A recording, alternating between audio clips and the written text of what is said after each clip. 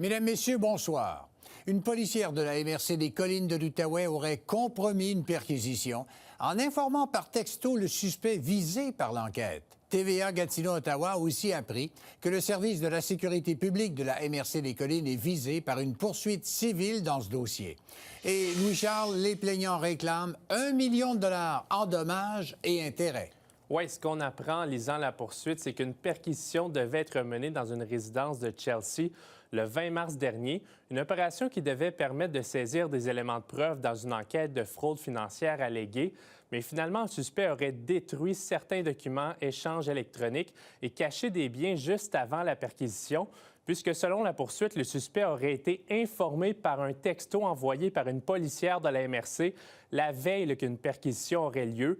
Et toujours selon le document, le texto qui faisait référence à la perquisition était adressé au huissier au dossier, mais aurait été envoyé au suspect. Était-ce une erreur d'inadvertance? Était-ce intentionnel? Plusieurs questions demeurent sans réponse. Chose certaine, un tel geste peut être lourd de conséquences, selon le professeur de droit à qui j'ai parlé.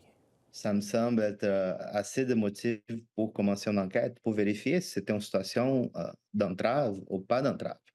Si l'agent de police avait l'intention de le faire ou si c'était une erreur. Si c'est avec intention, donc un agent de police a vraiment dévoilé des informations confidentielles sur une enquête, on peut tomber dans une situation d'entrave. Donc là, il faut prendre des démarches nécessaires pour donner la suite en matière criminelle, si c'est le cas, ou des procédures disciplinaires.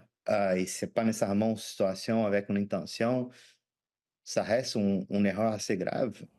Et Louis-Charles, invité à réagir, la MRC des Collines vous a fait parvenir une réponse écrite. Oui, Pierre, vous allez justement la voir à l'écran. La MRC précise d'entrée de jeu qu'elle n'émettra aucun commentaire puisque le dossier est judiciarisé.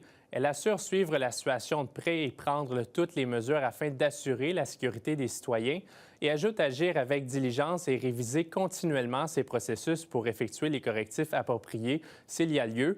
Et du côté de la commissaire à la déontologie policière, on précise ne jamais confirmer ou infirmer s'il y a un dépôt d'une plainte, sauf lorsque la décision de citer un policier devant le tribunal est prise au terme d'une enquête. À ce moment-là, elle en informe le public. Et à noter que nous avons aussi tenté d'obtenir une réaction de la Fraternité des policiers de la MRC, mais elle n'a pas répondu à nos messages. Merci beaucoup, Louis-Charles.